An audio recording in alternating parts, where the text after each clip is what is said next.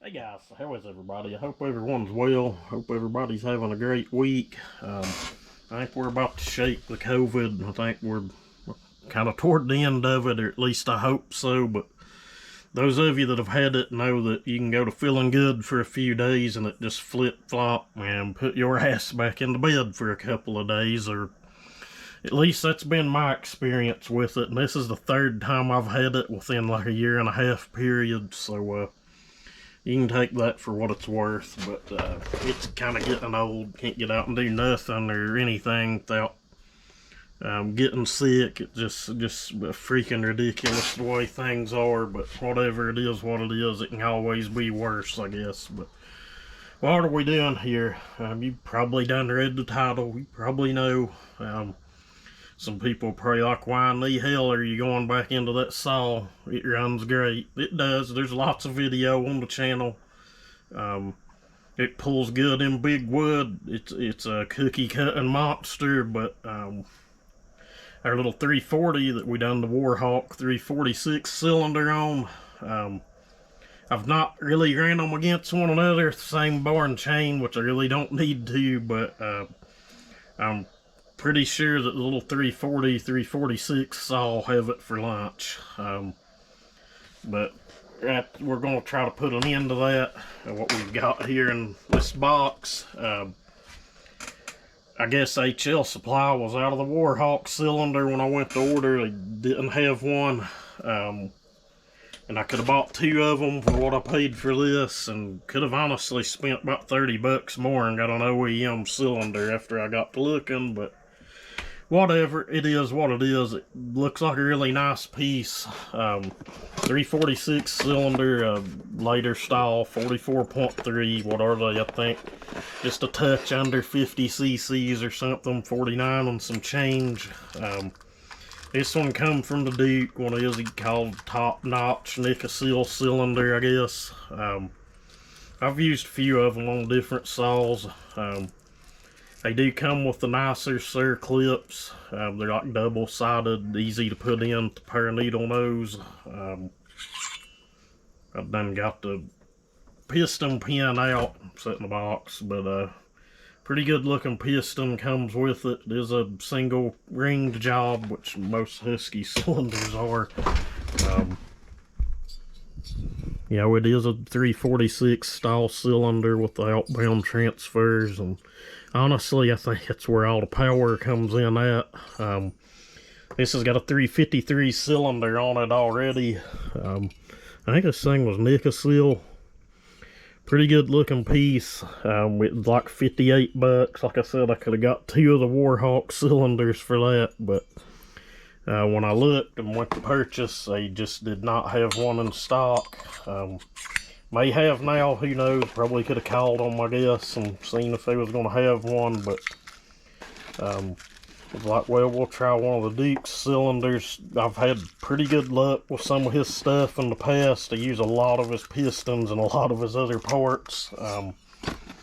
I have gotten a few cylinders that the port timing on them was just kind of way out in the left field, and, you know, we had to work with what we had, but we are blessed enough to have the lathe here now, and if port timing on this ends up being garbage, you know, we can correct it. But where are we going to go with this? You know, as of right now, I think this thing makes 155, 160. It could be a touch more. There goes the crotch rocket crew for the evening. I'm sure everybody has them in their area. If you're a bike rider, nothing against you. It's just these guys around here want to set land speed records. I don't know, every evening it seems like, but it is what it is. You may have heard it go through, may not have, but I ain't started this damn thing in forever and don't even know if it has fuel in it. There's enough in it probably to run. We'll see. Let's see if she'll fire up, what she sounds like. But it is a really nice saw. Like I said, no real need to tear it down, but you know, she's not a compression king. I didn't expect it to fire the first damn pull.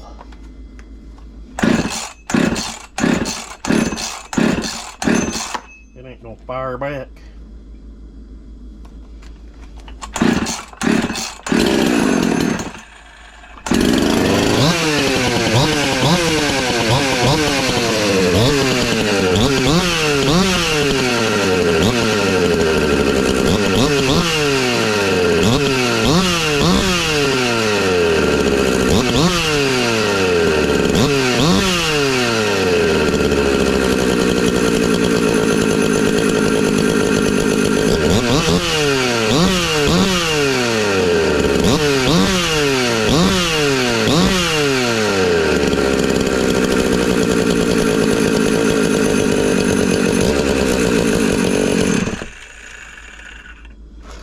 She runs good. They are finger ports in it, bridge ports. Timing on it I think was like 100, 120, and I think I had the intake around 80. I'm not sure how we're going to go with this. Probably be similar numbers but with a lot higher compression, but as you can see,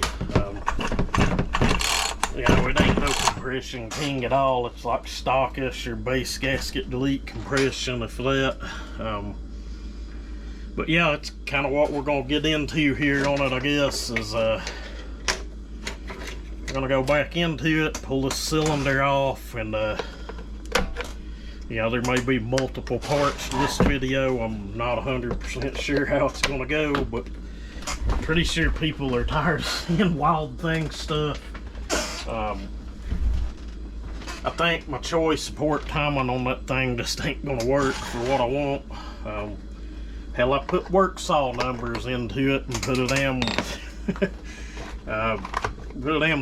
put a 19 millimeter carburetor on it and put port timing numbers in it for a 12.5, 13,000 RPM saw. So, you know, common sense should have got the better of me on that, but you know, it's not the end of the world. It takes me 20 minutes to tear that saw back down. All of another 20 minutes, change some port timing around on it, and we'll try again. And if we fail again, I'm not saying I failed with it, but the old saw just ain't where I want it to be, if it makes any sense to you guys. I want more of a screamer out of it, more of a cookie cutter kind of deal over a, you know, another work saw. And let's face it, you ain't gonna get out and work with the damn Wild Thing anyway. Not to say that I've not, but not at this point in my life, I don't think. But who knows, you guys could see me out falling trees with the other one we have. You never know what I may or may not do. I hope I've got everything in the frame where you guys can see a better look. I'm bad for that. It's getting a little cooler now to where we don't have to run the fan as much, and you guys can maybe hear what I'm saying. We're about to have a Mac project show up here. We'll get into that when it gets here. It belongs to Josh over at JK Saw Shop. I've got a little old saw here of mine I'm going to send up to him and let him build. It'll be, you know, this will be a fun little deal. Just trade around a little work. Not everybody wants full with a Mac. They're kind of a, you know, a different animal all on their own. It ain't nothing like going into this saw and porting it or any other modern saw. They're, well, some of you have said they're like looking at a damn alien inside, and that's about the fact of the matter, really. Let's see. We're gonna get the muffler off. I should really set something up on a screw gun. I hate using hand tools. Shit just takes forever. But then again, it ain't the end of the world either. That may be about as far as we get in this video, is pulling it down here tonight. Who knows what we'll do or get into here with this mess. Should have one over here. I'm pretty sure the handlebar's got to come off. Guys, let me do that. This is going to be ridiculous. Well, hell. Take forever taking stuff apart by hand. May help someone out though if I ain't just rushing through it and getting it done. But like I said, there's nothing wrong with the way this thing runs. 9 out of 10 people would not pull it back apart. But I'm just that 10th person that's going to take it apart if I think it can be made better. As far as small firewood saw, this thing's awesome. I do have a Samira bar coming for it, and it's short bar, 16 inch. What I've been running on it's just an 18 Husky bar. Not to say that it won't never go back on it, but we'll just have to see what the future brings in this build, I guess. But worked on so many damn different saws. I don't know what goes on what. Well, that's real promising.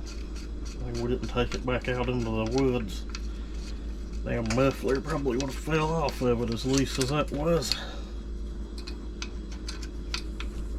I'm really tempted to use the same numbers that's in the other cylinder, but like I said, a lot higher compression. I'm just not 100% certain yet. I don't want it to be fast, but I want it to still retain a ton of torque. I want to be able to work with it, and want to be able to play with it as well, if it makes any sense at all to you guys. Oh no, better hide my torque work. Someone might see it. Ain't no secrets here on nothing. We'll probably get a good laugh out of the inside of that cylinder. I ain't the world's best at cutting fingers. I can get them done, get them in the way I want, but they usually ain't the prettiest damn things in the world. But I'm thinking that's kind of the deal on that wild thing. That's if you're doing the race saw kind of deal, that's probably one of those cases where you need to hog shit out. I was like, I want to try something different. Try some different numbers in it, because it had a super low exhaust roof to begin with, and you know, that's fine. But I just don't think it's going to work for that setup and what I want to do. And you know, we do have 2 more of those saws. I have the Strato one. That thing honestly needed a ring put back in it. There went my T-handle. Needed a ring put back in it. I put one in and I thought it was a little better, but it's still just super low compression, super weak in the cut. And I'd added a bunch of intake work to it. It did improve it. It did run better and cut faster, but those things are just for fun anyway. We're kind of, to me, I'm telling simple man, it's more of a challenge to see if you can make anything out of it. It's kind of the whole making a chicken pie out of chicken shit kind of deal, or chicken salad out of chicken shit. This is what it is. And I've been told I say that a lot. It's my favorite saying. I hear it from quite a few people. Actually, a lot of other YouTubers I watch do car things use that saying a lot too, and I guess you just kind of pick it up over time. We might ought to put a different screw in there. That one's seen better days. She's all but about kind of rounded. I'll probably just stick it back in. I thought I took all 3 of those out. You guys let me spin that thing around and left a damn screw in it. Good help, it's hard to find. Let's see, what else? Need to get the carb linkage off, which is pretty easy. Hold it wide open, and it's a lot easier if you get in there with the damn pair of needle nose or something and grab it and set it out. But I'm stubborn, don't really feel like looking for a pair.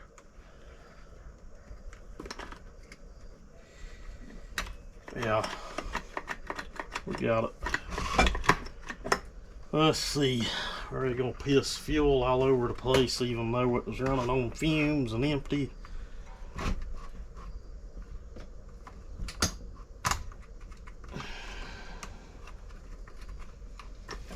What else? Ready to wiring.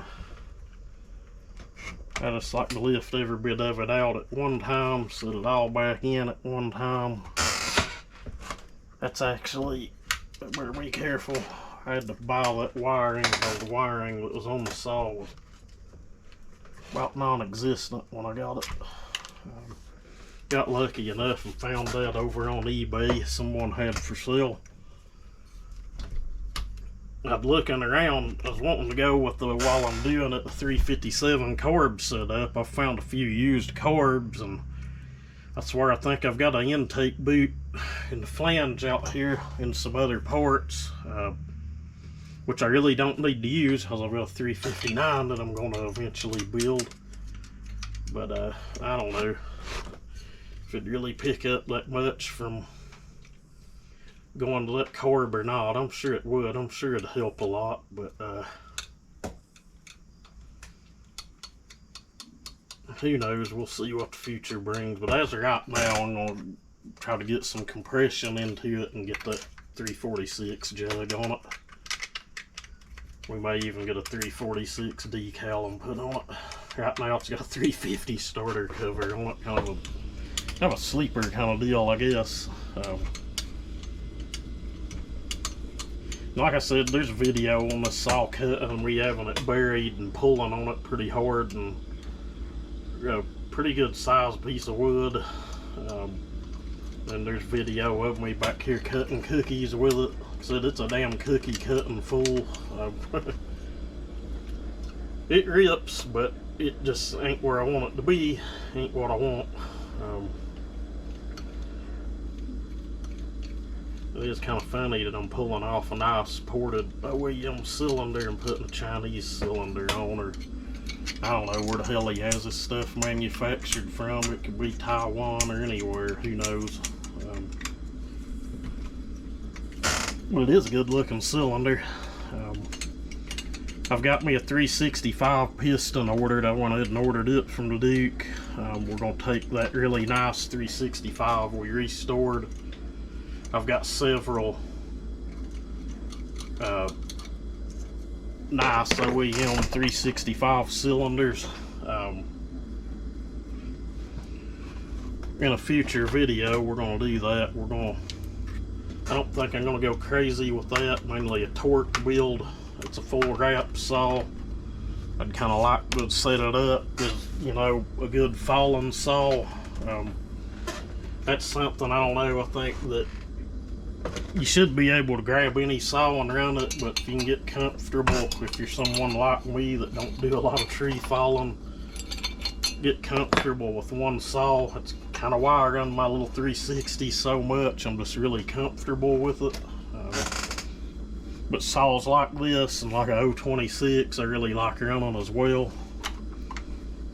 Little small zippy saws.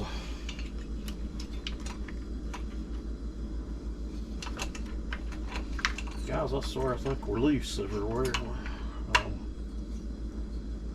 We have a look at this thing.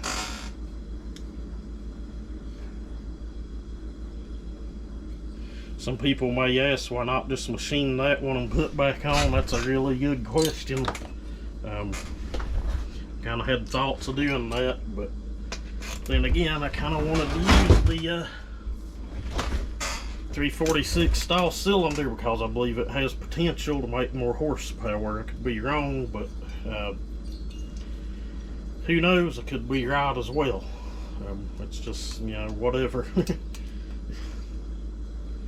We'll see. It may not run no damn better than it did, but I believe it will. I believe we'll get the compression up to where I want it. I think she'll be a freaking screamer. So we've got that Mac project coming. We've got a 357 build coming. I really can't wait to do that, but should be a fun deal on them all. Piston from the Duke, if you buy these that's coated, take note that coating is supposed to wear off. It's not going to stay on there. First one I used, I kind of got pissed about it. I went back into the saw after probably half a tank of fuel, and most of that coating was off. But there's actually a video on his channel, like it's Traverse Creek Saw Shop or something, but he's explaining the deal with that coating, that it is supposed to wear in, which kind of makes sense. But I don't know, I've seen some of the Wiseco pistons that's coated like that, and people tear them back down and they look just as dark as they did when they were put in. But you know, it's a different deal. That's a $27 piston versus a $200 piston. So you know, it's kind of like comparing apples to oranges there. But I know you guys want to see inside of this mess. I don't think I'd ever showed it. We picked the better looking side.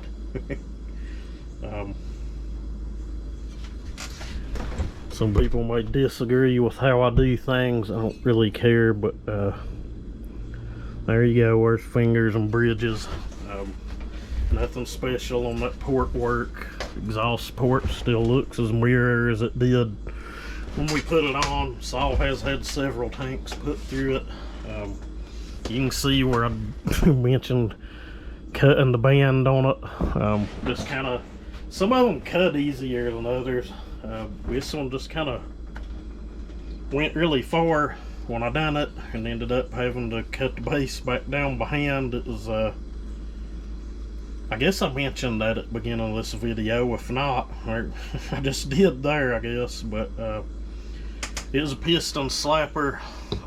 That's sad that my memory's gone that far, but it was a head slapper. I sanded on the band, went too far, and had to cut the base down behind, which was not fun. But anyway, that's probably going to be it for this video. In the next video, I'll have the clutch off of it already, I guess, and we'll get the degree wheel set up on it. I'm tempted to get that degree finder out and just let it stick right to the clutch. It's magnetic.